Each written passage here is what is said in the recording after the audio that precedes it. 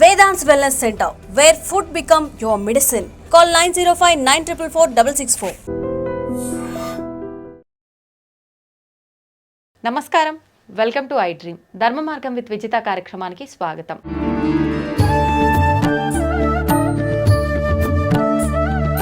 ప్రస్తుతం మనతో పాటు ఉన్నారు శ్రీ రామభద్ర క్షేత్రం నుంచి పండరి సంతోష్ కుమార్ శర్మ గారు. నమస్తే అండి. జై శ్రీరామమ్మ. శ్రీరామనవమి రాబోతుంది మనకు ఇంకొన్ని రోజుల్లో. అందరూ కూడా అంటే ధర్మానికి నిలువెత్తు నిదర్శనం ఎవరైనా ఉన్నారు అని అంటే రాముల వారు అని చెప్తారు. అంటే ప్రతి ఒక్కరికి చిన్న పెద్ద తేడా లేకుండా ధర్మం అనగానే రాముడు గుర్తొస్తాడు. అయితే మళ్ళీ సీతారాముల్ని కూడా ఆదర్శంగా తీసుకుంటూ ఉంటారు దంపతుల విషయంలో. ఎవరినైనా పోల్వాల్సి వచ్చినా కూడా ఇద్దరు దంపతుల్ని సీతారాములుగానే పోలుస్తూ ఉంటారు. అయితే శ్రీరాముడు గురించి మాట్లాడుకోవాలి అని అంటే మనం శ్రీరామనవమిని చాలా వేడుకగా జరుపుకుంటాం. ఏంటి అసలు శ్రీరామనవమి విశిష్టత గురించి తెలియజేయండి. మనకు శ్రీరామనవమి అనగానే ఇంకొక విషయం ఏంటి ప్రత్యేకత అనంటే తలంబ్రాలు, స్వామివారి తలంబ్రాలు, ముత్యాల తలంబ్రాలు అని చెప్పి అక్కడ నుంచి తలంబ్రాలు మన ఇంటికి తెచ్చి పెట్టుకుంటే చాలా మంచిది అని చెప్పి తెచ్చి మనం ఇంట్లో పెట్టుకుంటూ ఉంటాము. పూజ గదిలో కానీ బీరువాల్లో కానీ ఇలా పెట్టుకుంటూ ఉంటారు. ఎందుకని అంత వైశిష్ట్యం ఆ తలంబ్రాలకి? శ్రీరామభద్రో విజయతేతరం శ్రీరామభద్రాయ నమః. ఆపదామపహర్తారం దాతారం సర్వసంపదాం లోకాభిరామం శ్రీరామం భూయో భూయో నమామ్యహం. రామచంద్రస్వామి వారంటేనే, రామభద్రస్వామి వారంటేనే ఆపదలన్నింటినీ కూడా హరించేవారు, తొలగిస్తాడు. మనకు త్యాగరాజస్వామి వారి ఒక కీర్తన ఉంది, కాలహరణమేలరా ఓ రామ దినదినమును తిరిగి తిరిగి దిక్కులేక శరణు జొచ్చి అని అంటారు అన్నట్టు. అన్నీ తిరిగి ఒకసారి రాముణ్ణి చూడగానే, రామాలయాన్ని చూడగానే, రామభద్ర క్షేత్రాన్ని చూడగానే ఒక ఆనందం అవుతుంది మనకు. అలా కాలము భగవత్ స్వరూపం కాబట్టి రామచంద్ర స్వామి వారిని ఆరాధిస్తే సర్వసంపదాం. అందరూ అంటారు అందరు దేవతలు ఇస్తారు అని, కానీ రాముడు ఇచ్చేటువంటి ఐశ్వర్యం ఎవరు ఇవ్వరండి. ఓకే, ఎందుకని? రాముడు ఎవరమ్మా? రాముడు అంటే రాజు.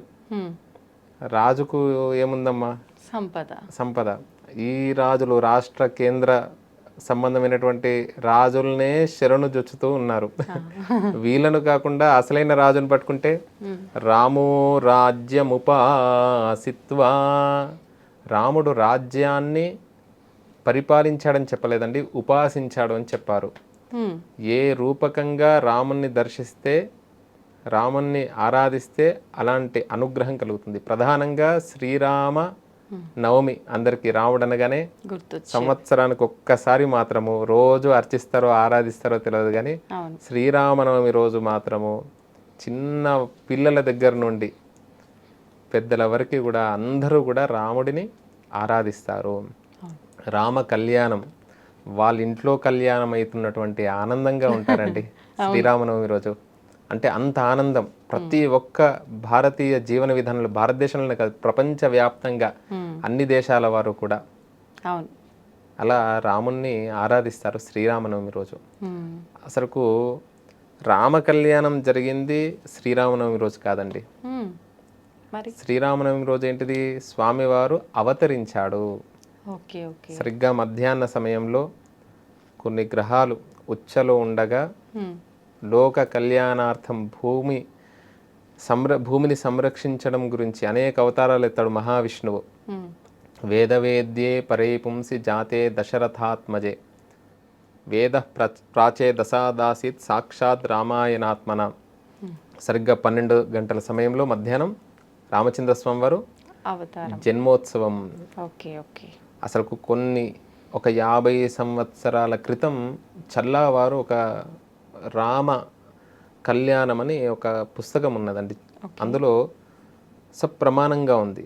మధ్యాహ్నం రామ జన్మోత్సవాన్ని నిర్వహించి సాయంకాలము కానీ నవమి రోజు సాయంకాలం కానీ దశమి రోజు ఉదయం కానీ కళ్యాణం చెయ్యాలని ఉన్నదండి.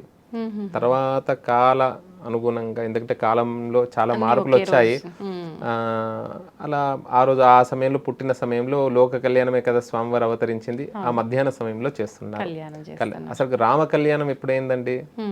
ఫాల్గుణ మాసం, అంటే చైత్ర మాసానికంటే ముందు ఈ మాసంలో పౌర్ణమి రోజు, ఉత్తరా నక్షత్రం రోజు సీతారామ కళ్యాణం జరిగింది. రామో విగ్రహవాన్ ధర్మ రామ అంటే ఏంటిదండి? ప్రతిదానికి అర్థం ఉంటుంది కదా. అవును. ఆనందాన్ని ఇచ్చేటువంటి స్వామి. హ్మ్. రామః అంటే అర్థం అన్నట్టు. మనము శబ్దాలు నేర్చుకుంటాం కదా.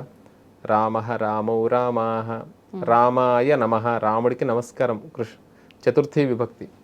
ఓకే. రామః నమస్కారం అంటే రాముడు నమస్కారం. రాముడు మనకు నమస్కారం చేస్తుండ, మనం రాముడికి నమస్కారం చేస్తుండ అంటే వ్యాకరణం. రాముడికి. మనం రాముడికి అంటే రామాయ నమః, కృష్ణాయ నమః, గోవిందాయ నమః, విష్ణవే నమః.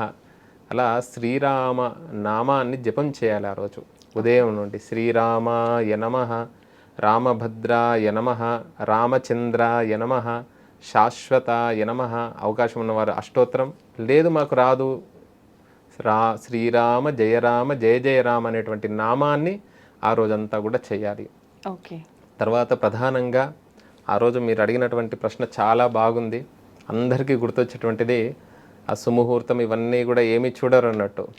ఏ సమయానికి సుముహూర్తం, మాంగళ్య ధారణ, ఇవన్నీ కూడా చాలా విశేషం. కానీ కొన్ని అక్షతలైన ఒక్క ముత్యమైన ఇంటికి తెచ్చుకోవాలి.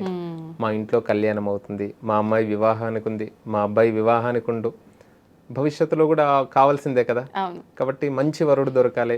ఇట్లాంటివి ఎన్నో ఆలోచనలు ఉంటాయి కొంతమందికి. చిన్నప్పటి నుండే చిన్న వయసు ఉన్నా కూడా అమ్మాయిలో అబ్బాయిలో అంటే భవిష్యత్తును కలగంటుంటారు అన్నట్టు కొంతమంది తల్లిదండ్రులు. అట్లా అనుకొని తప్పకుండా కళ్యాణానికి వెళ్ళి లోక కళ్యాణం, మా రాముణ్ణి ఆరాధిస్తే సకల విద్యాప్రదాయకుడు, ఐశ్వర్యం, రామపూజనాథ్, రాముణ్ణి పూజిస్తే, రాముణ్ణి ఆరాధిస్తే ఐశ్వర్యం లభిస్తుంది.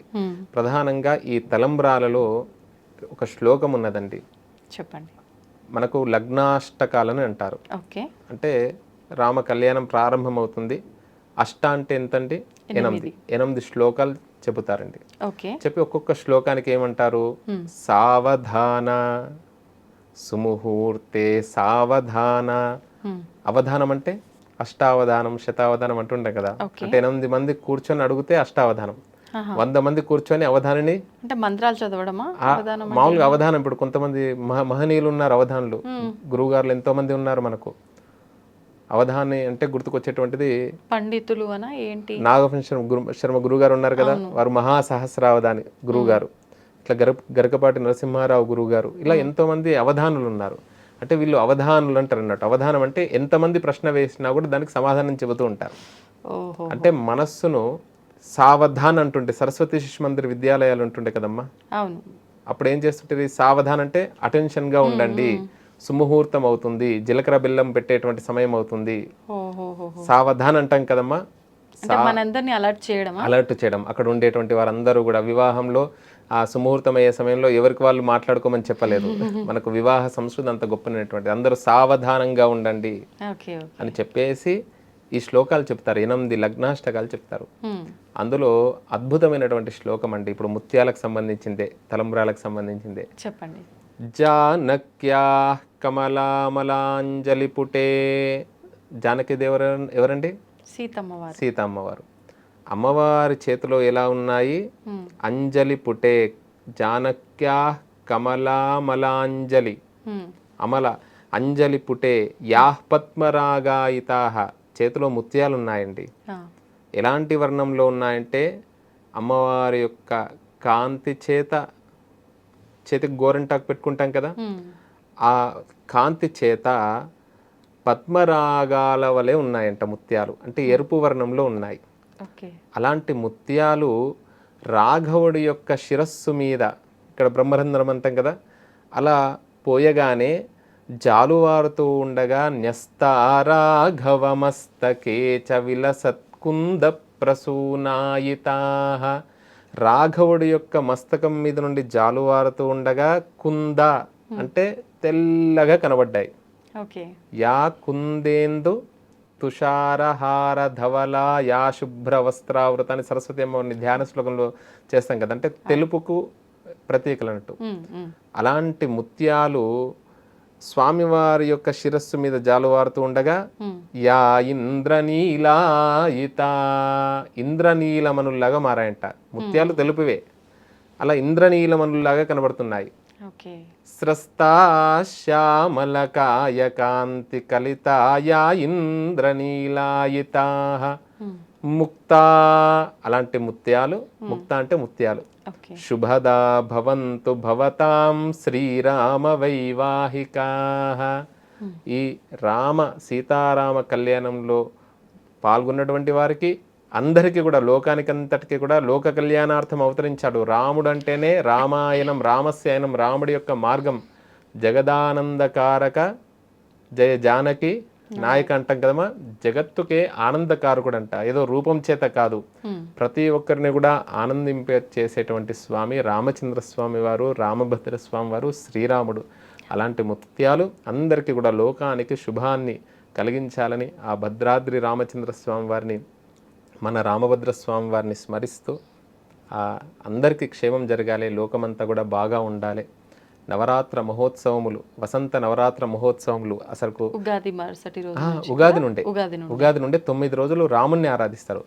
ఇంకొక విషయం ఏంటిదంటే అసలు అమ్మవారిని కూడా ఆరాధిస్తారండి. సంవత్సరంలో 4 నవరాత్రులు వస్తాయి కదా, అందులో వసంత నవరాత్రులు.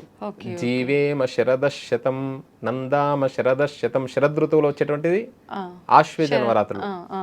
ఇప్పుడు వసంత నవరాత్రులు, ఆషాఢ నవరాత్రులు, గుప్త నవరాత్రులు ఎక్కడ మనకు మాఘమాసంలో శ్యామల నవరాత్రులు. ఇప్పుడు ఈ వసంత నవరాత్రుల్లో శ్రీరాముడు లలితా స్వరూపం. కొంతమంది అమ్మవారి ఉపాసకులు లలితాదేవిని కూడా ఆరాధిస్తారండి. ఎవరైతే లలితాదేవి చిత్రపటాన్ని పెట్టుకొని అర్చిస్తారో, ఆరాధిస్తారో, అంటే ఒక గొప్పనటువంటి లలిత అమ్మవారు అంటే ప్రేమతత్వం, అనుగ్రహం. ఎందుకంటే నఖాకృత అంటే అమ్మవారి గోరు నుండి దశాకృతి అంటే 10 అవతారాలు వచ్చాయని చెప్పారన్నట్టు. కాబట్టి ఆ లలిత అమ్మవారిని ఆరాధిస్తే సకల దేవతలను కూడా ఆరాధించవచ్చు అని ఈ దేవి తత్వంలో కూడా చెప్పడం జరిగింది. అయితే అందుకని చెప్పి ఈ 9 రోజులు కూడా అమ్మవారిని కూడా ఆరాధిస్తారు. అమ్మవారికి సంబంధించినటువంటి ఉపాసకులు ఎవరైతే ఉన్నారో అలా అంటే రాముని లలితగా భావిస్తూ ఉంటారు కొంతమంది. అంటే ఇది కూడా ప్రాంతాన్ని బట్టి ఒక్కొక్క రకంగా ఆచరిస్తూ ఉంటారు కదా, ఏ విధానమైనా కూడా అంత అంటే మొత్తం ప్రపంచం అంతా కూడా రాముడు అంటే రాముడినే ఆరాధిస్తారు. మిగతా దేవతలు అటు ఇటు ఒక విధానంగా చేస్తారు, కానీ రాముడిని మాత్రం అందరూ ఒకే రకంగా ఆరాధిస్తారు. ధన్యవాదాలండి. జై శ్రీరామమ్మ.